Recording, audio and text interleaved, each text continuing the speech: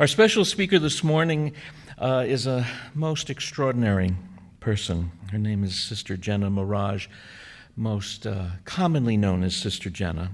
She's host of America Meditating radio show. She's founder of the Meditation Museum, originally in Washington, D.C., and now there are other branches. There is one here, which is taking root. Sister Jenna has traveled to 80 countries and is the director of the Brahma Kumaris order.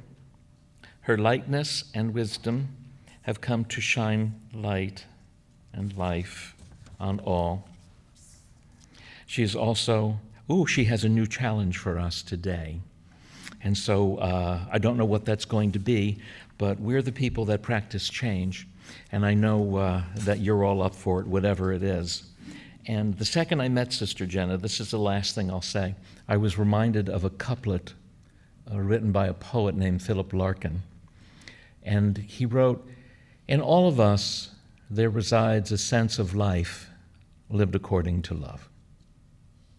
And I think when you experience Sister Jenna, you will get that this is somebody who does live life according to a sense of love. So will you say good morning, please, to our guest, Sister Jenna?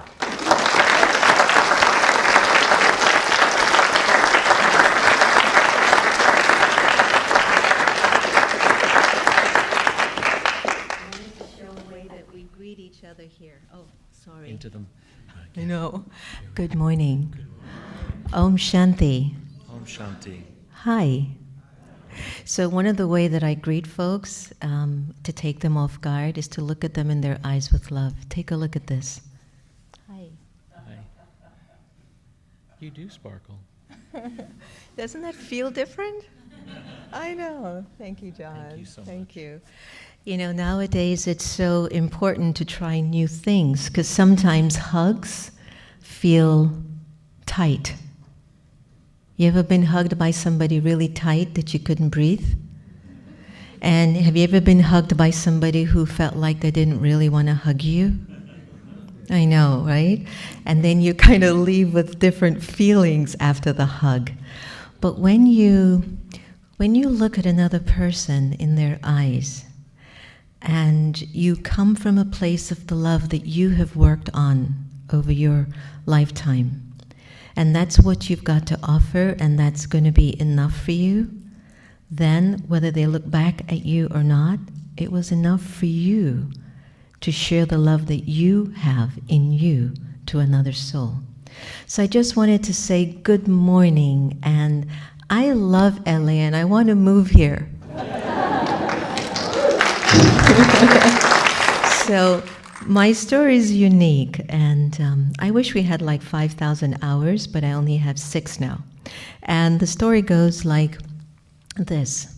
Imagine a young girl in a little Caribbean country called Jamaica. She's orphaned at the age of 7. I'm now telling you the story of my mother.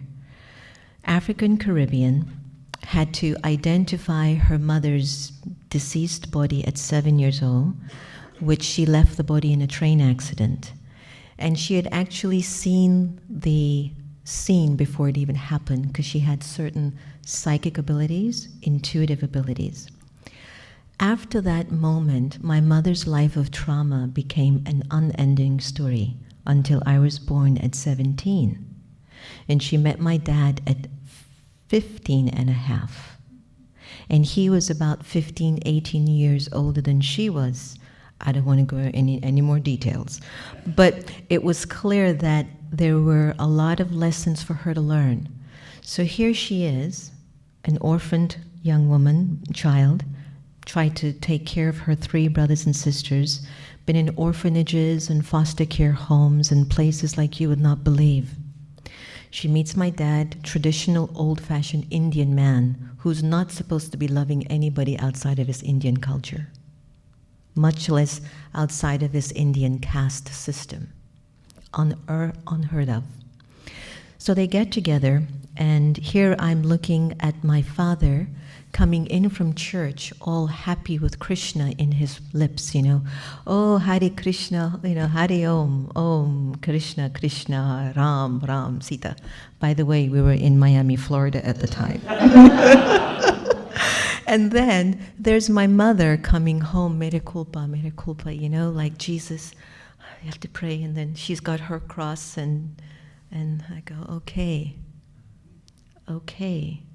One's happy, one keeps crying. What an interesting definition of whatever this God is. So I just wanted to give you an idea of how I was brought up. Interesting? Yes. You kind of want to hear more? Yes. Should I shorten the story? And so, half Indian, half African, brought up in America, a very bruised mother, a very grounded and stable Indian father. I see the world from two different lenses.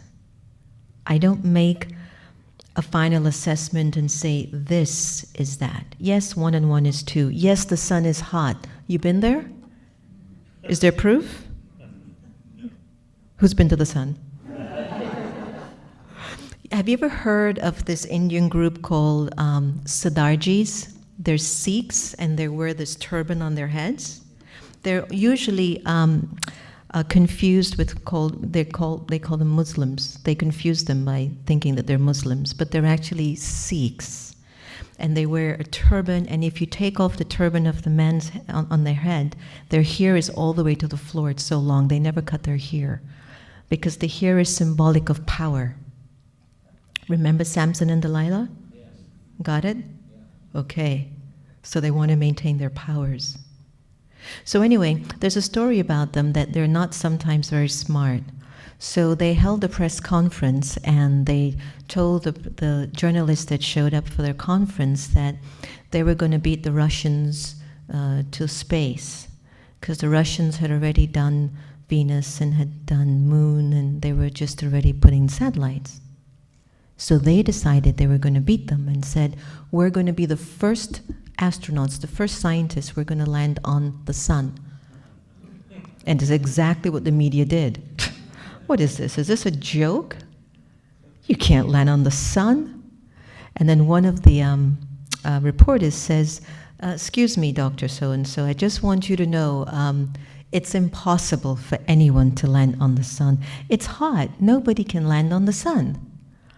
And then the two little scientist friends looked at each other and started to smirk and go, what do they think, we're stupid? We're going to land at night. It'll be cool. You see, there is something about life. It's a very interesting experience. And I have to tell you that in my beautiful numbers of 50-something, I have found that I refuse to accept that I'm done, that I've got the answers to everything. I think one of the most important gifts that we can honor our lives with is this openness to keep receiving more of an experience of life. Love, purity, peace, divinity. These are experiences which can come through the door through anyone. Black, white, rich, poor, young, extra young. Get it? Got that one? Yeah. Okay, got that one. And I really feel that when we come to that point of accepting that our lives is this energy within the body that thrives for experiences of divinity and goodness, then you don't want to miss a moment of accumulating more goodness in your being. Example, she's a little bit outdated with her outfit, isn't she? Didn't you know the days of Greek and mythology fashions are over? Okay, you missed that one, right? In other words, why does she wear this white robe? Does she belong to a religion? Is she Hare Krishna? Is she with a cult? Does it matter? Meet her with the eyes and find out what's in the content of her story. And see how you grow and develop more love in your being by hearing her story. It doesn't matter what they look like. It doesn't matter the belief systems that somebody holds. As we grow into our royal and dignified state of antiquity, there comes a point in time, sometimes the body just won't work like it used to when we were 5 and 6 and 10. But the soul is still working. And the soul can still meet anyone in any condition with any attitude. And the soul can accumulate all the love in it and meet another soul and just say, "Hi, how are you? Tell me your story." And the only reason why we ask for each other's story is that I want more opportunities to accumulate love and peace and purity and goodness in my own story. We sometimes get fixed. It somehow feels safe.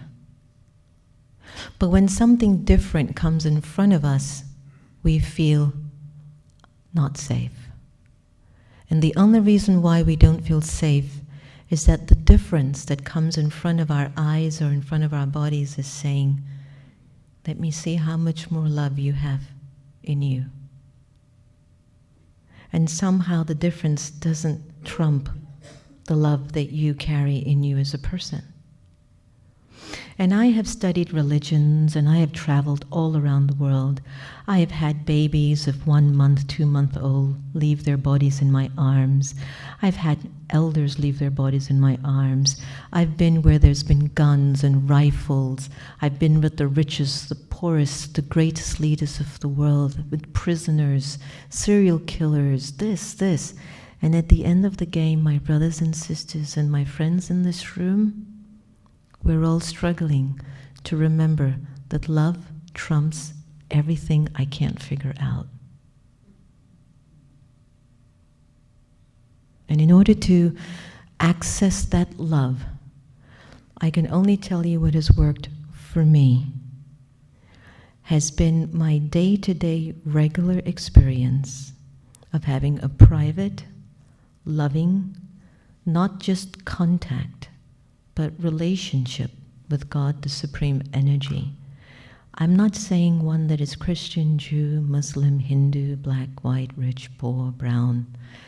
I don't know that God. I just know that there is an energy that is recorded in every one of our souls, that in our final breath, there's the option to go back to that energy or to hold on to the human energies that I've known so well. So the question is, on a scale from 1 to 10, how much do you walk, eat, sleep, breathe, speak, sit with the loving awareness of this Supreme Energy as your constant companion of your mind? On a scale from 1 to 10, with 10 being the highest, you declare that. It means it consumes your feelings and your thoughts. And this energy is a quality. It's not a thing. It's a virtue. It's not a thing. It is a force. It is not a thing. And every time our thoughts connect to that energy of consciousness, the soul feels it. And the soul gains the confidence and the strength that love and purity and honesty and truth and acceptance of all trumps my inability to decode your behavior. It trumps the ego of another. It even trumps the expectations and the desires that people walk around in their lives for us. That experience in meditation, where you're feeling God's love, makes you totally negate and delete, an acronym I use all the time called ALGAE. Remember this one forever. ALGAE. A for anger. L for lust. G for greed. A for attachment. And E for ego. When this is in us too much, we get influenced by the differences of people, by the arrogance of people, by the selfishness of folks, by the fear of folks, and by the pain in our brothers and sisters. We get influenced when we bump into anyone in our global family that somehow just can't be as loving as God is. So in order to overcome that, because there's a lot of that around, then we're going to have to take on this challenge that I don't want to be on that side of the story anymore. I mean, we're growing into our beauty of our antiquity, and there's nothing more beautiful than having individuals that are young that turn to the elders for guidance and wisdom. And when it's shared with a lot of love and conviction, there's nothing more powerful than creating a generation of the future that can carry a lot of the wisdom that you now hold in your stories. It's never too late for anything, because it's always just a thought and a feeling away from you. It's not about what you do, but it's the quality in the way you do the little things that you do. You have no idea that if you get up from your chair peacefully and with love and respect for the elements that made it, you've served humanity. You don't have to be on a podium speaking to 1 million people to tell them who they are. It's the way you walk out of this room at the end of the morning. It's the way you contribute to this community because it has done something for you. And for those of us who stay in a community for a long time, we take them for granted. Same people, same stuff, okay, nothing new. But there's always something new, because even the cells in our body is changing every day. So the way that we bring ourselves into the community is a sign of the love that we have within ourselves. Okay? So I wanted to just share with you just these few thoughts that are on my mind this morning. And if you don't take the mic away from me, I'll just carry on for hours. And we don't want to get anyone in trouble here for the building. Thank you for having me out, and thanks for Freeman for arranging me to meet with John and all of you. I came from a background where I think I'm supposed to be on the streets. My mother's supposed to have ended up on the streets. But she went so deep into her relationship of love with God that at 75, she's a trailblazer. And she just can't stop. She's coming in next week, by the way. I'm taking her to Arizona to go see a psychic. Because she loves those things. I just can't get her out of them. But it's just that when that love is filling up in you, your body starts to move a little more because it's happier now on a soul level.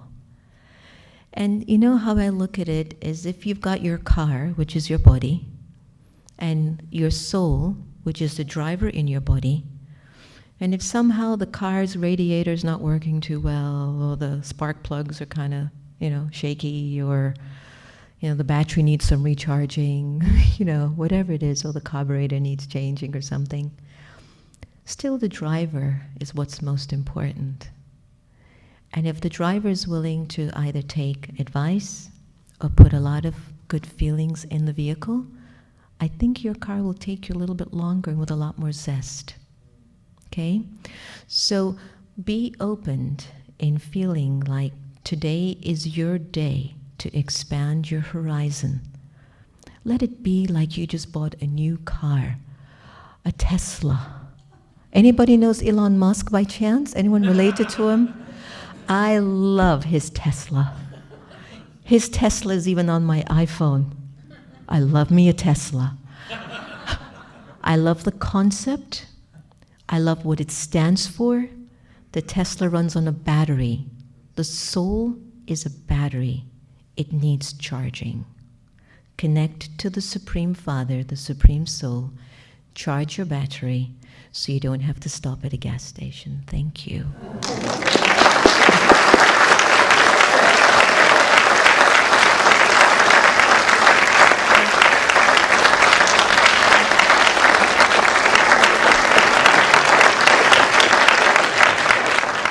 So I've gotten the youths involved, because sometimes they get a little lazy.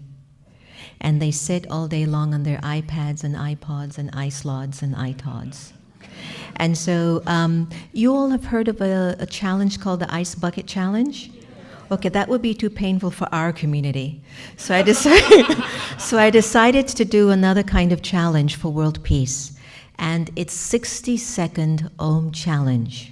Are you ready? All we need to do is to chant Om for as long as you can, and after you're done, we're going to nominate maybe one person or one group from here that we think we would like to pass on the challenge to, and we're hoping that we're going to create world peace through that. What do you think? Yay! All right, so I'll get us started, and all I'm going to ask you to do is to just take as deep a breath as you can. And has anyone ever chanted Om? Who hasn't chanted Om in their whole life? Hands up. Oh, good. Oh, wow. Okay. All right, so it's very simple. Breathe in, ready? So after 3, 1, 2, 2.5, 3. Oh.